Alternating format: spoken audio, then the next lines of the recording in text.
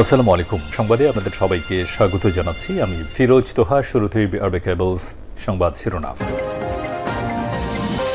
পুরোদমে Iran, Israel এবং ফিলিস্তিন যুদ্ধ চলছে, আর এই মুহূর্তে আমাদের হাতে এসছে যুদ্ধের ভয়ঙ্কর কিছু গুরুত্বপূর্ণ আপডেট সংবাদ। আর প্রথমেই জানাবো, ট্রাম্পকে ইসরায়েল এবং ইহুদিদের অসাধারণ বন্ধু বললেন নেতানিয়াহু।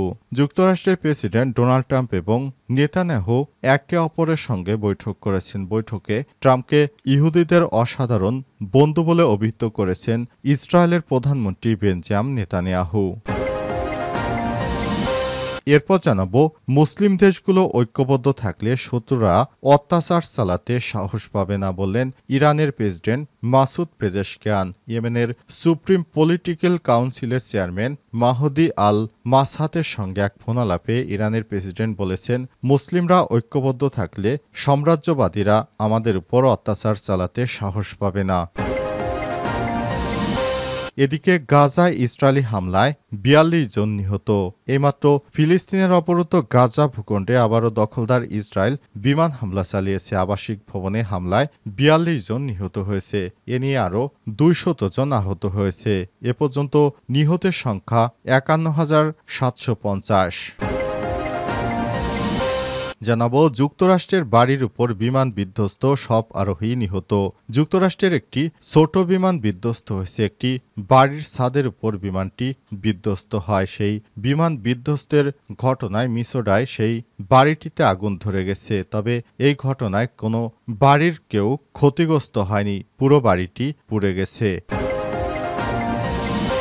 এবং সর্বশেষ জানাবো, জাতীয় পার্টির নেতাকর্মীদের গণপদত্যাগ। কুড়িগ্রামের জাতীয় পার্টির জাপার বিভিন্ন পর্যায়ের নেতাকর্মীরা পদত্যাগ করেছেন। আজ কুড়িগ্রামের প্রেস ক্লাবে সৈয়দ শামসুল হক মিলনায়তনে সংবাদ সম্মেলন করে গণহারে পদত্যাগের ঘোষণা দেন জাপা নেতাকর্মীরা। প্রিয় দর্শক, এতক্ষণ শুনছিলেন সংবাদ শিরোনাম, এবারে বিস্তারিত।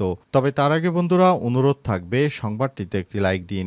এই চ্যানেলে আপনি নতুন হয়ে থাকলে আমাদের সংবাদটি দেখতে দেখতে চ্যানেলটি সাবস্ক্রাইব করে রাখুন। কমেন্ট করে আপনার মূল্যবান মতামত জানিয়ে দিন বন্ধুরা, আপনি বিশ্বের কোন দেশ থেকে বা বাংলাদেশের কোন স্থান থেকে আমাদের সংবাদটি দেখছেন এবং শুনছেন। আর বন্ধুরা, এই সংবাদটি আপনার সোশ্যাল মিডিয়ায় শেয়ার করে দিন। আর আপনি যদি গাজা যুদ্ধে নিরীহ ফিলিস্তিনিদের ভালোবেসে থাকেন, কমেন্টে ইয়েস লিখে বিশ্ববাসীকে জানিয়ে দিন। এবারে বিস্তারিত।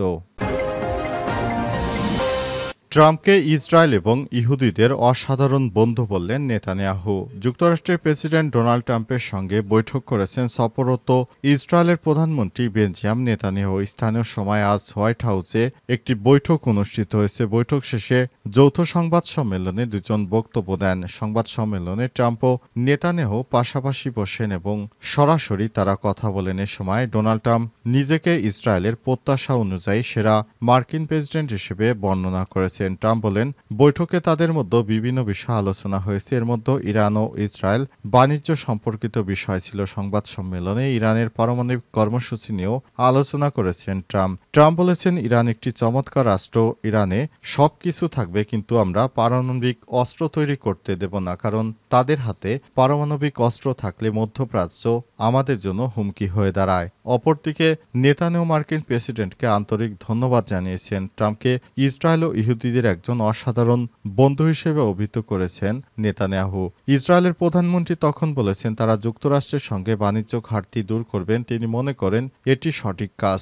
বৈঠকে হামাসের হাতে জিম্মি ইসরায়েলিদের নিয়ে আলোচনা হয়েছে বলেও জানান নেতানিয়াহু সরকার। তিনি আরও বলেছেন, আমাদের যারা হামাসের হাতে বন্দী রয়েছে তাদেরকে আমরা ছাড়াতে সর্বাত্মক চেষ্টা চালিয়ে যাচ্ছি। আইডিএফ এখনও অভিযান অব্যাহত রেখেছে গাজায়। সেখানে প্রতিদিনই হামাসের যোদ্ধাদেরকে হত্যা করা হচ্ছে।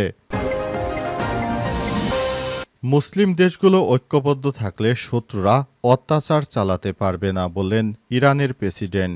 বিশ্বের মুসলিম দেশগুলো যদি ঐক্যবদ্ধ থাকে তাহলে শত্রুরা আর অত্যাচার চালাতে পারবে না বলে মন্তব্য করেছেন ইরানের প্রেসিডেন্ট মাসুদ পেজেশকিয়ান। ইয়েমেনের সুপ্রিম পলিটিক্যাল কাউন্সিলের চেয়ারম্যান মাহাদি আল মাসহাতের সঙ্গে এক ফোন আলাপে ইরানের প্রেসিডেন্ট বলেছেন, মুসলিমরা যদি ঐক্যবদ্ধ থাকি তাহলে পৃথিবীর কোনো শক্তিই আমাদের উপর আর অত্যাচার করতে পারবে না।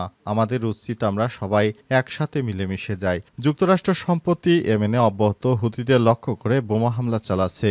এতে হতাহতের ঘটনা বাড়ছে। এমন পরিস্থিতির মধ্যেই ইয়েমেন এবং ইরানের দুই নেতা কথা বলেছেন। এ সময় মাসাদ জোর দিয়ে বলেছেন, ইসলামী ঐক্যকে সমর্থন করার ক্ষেত্রে ইরানের অবস্থান সত্যি গর্বের এবং গৌরবের। এ সময় তিনি আরও বলেন, যদি ইসলামী দেশগুলো ঐক্যের উপর মনোযোগ দেয়, তাহলে ঐক্যবদ্ধ থাকে, তাহলে সাম্রাজ্যবাদী পশ্চিমা শক্তিগুলো অত্যাচার ও আক্রমণ করতে সক্ষম হবে না। সম্প্রতি তেহরানের পারমাণবিক কর্মসূচি নিয়ে চীনের রাজধানী বেইজিংয়ে রাশিয়া, চীন ও ইরানের মধ্যে আলোচনা হয়েছে। এতে ইরানের প্রতি সমর্থন জানিয়েছে দেশ দুটি। যুক্তরাষ্ট্র সম্প্রতি পারমাণবিক ইস্যুতে তেহরানের সঙ্গে বৈঠক করতে চেয়েছে। রাশিয়া ও চীনের পক্ষ থেকে বলা হয়েছে, পারস্পরিক শ্রদ্ধার ভিত্তিতে আলোচনা হওয়া উচিত, পাশাপাশি নিষেধাজ্ঞাও তুলে নেওয়া উচিত বলে তারা আলাপ আলোচনায় বিষয়টি জানিয়েছে।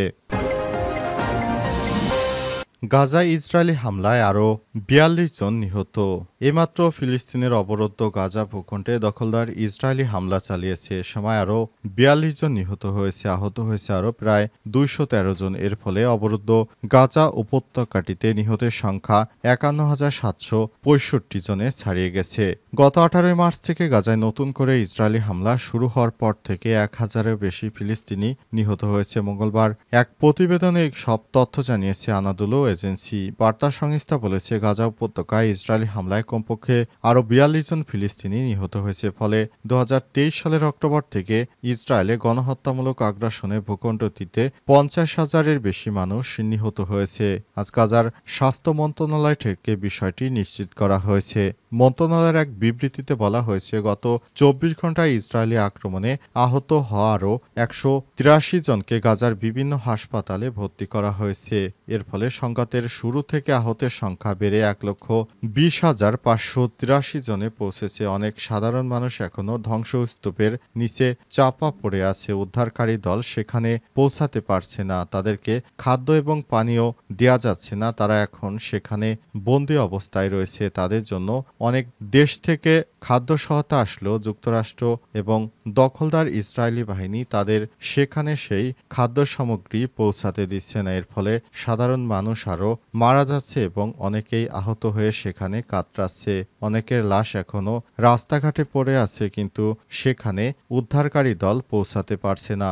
আইডিএফ সেনাদের হামলায় এখন ছিন্নভিন্ন হয়ে গেছে গাজা। সেখানে শুধু চারদিকে মানুষের হাহাকার, মৃত্যু সেখানে নৈমিত্তিক খেলা। সেখানে সাধারণ মানুষের কোনো চাওয়া পাওয়ার মূল্য নেই। সেখানে মানুষ দেখা মাত্রই গুলি করছে দখলদার ইসরায়েলি বাহিনী। এই নির্মমতার শেষ কোথায় প্রশ্নই রেখেছে পুরো বিশ্ব।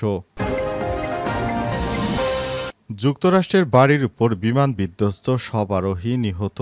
যুক্তরাষ্ট্রের একটি ছোট বিমান বিধ্বস্ত হয়েছে, এতে আরোহীদের সবাই নিহত হয়েছে। তবে বিমানটিতে ঠিক কতজন আরোহী ছিলেন তা এখনও নিশ্চিত হওয়া যায়নি। যুক্তরাষ্ট্রের মধ্য পশ্চিমাঞ্চলীয় অঙ্গরাজ্য সিনোটায় একটি বাড়ির উপর বিমানটি বিধ্বস্ত হওয়ার খবরে এই প্রাণহানির ঘটনা ঘটে। এক প্রতিবেদনে এই তথ্য জানিয়েছে ব্রিটিশ সংবাদ মাধ্যম বিবিসি। আজ কর্মকর্তারা জানিয়েছে, আইওয়া থেকে মিনেসোটাগামী একটি ছোট বিমান শহরতলির একটি বাড়িতে বিধ্বস্ত হয়। এতে আগুন ধরে যায়। ফেডারেল এভিয়েশন অ্যাডমিনিস্ট্রেশন জানিয়েছে, বিমানটি স্থানীয় সময় ১২:২০ দিকে উড্ডয়ন করে এবং পরে মিনেসোটার ব্রুকলিন পার্কের একটি আবাসিক এলাকায় বিধ্বস্ত হয়। তদন্তকারীরা জানিয়েছে, বিমানটিতে কতজন আরোহী ছিলেন এখনও স্পষ্ট নয়। তবে ব্রুকলিন পার্ক ফায়ার সার্ভিসের প্রধান শন কনওয়ে বলেছেন, যাত্রীদের মধ্যে কেউ আর বেঁচে নেই। বাড়ির ভেতরে থাকা কারো মৃত্যুর খবর পাওয়া যায়নি।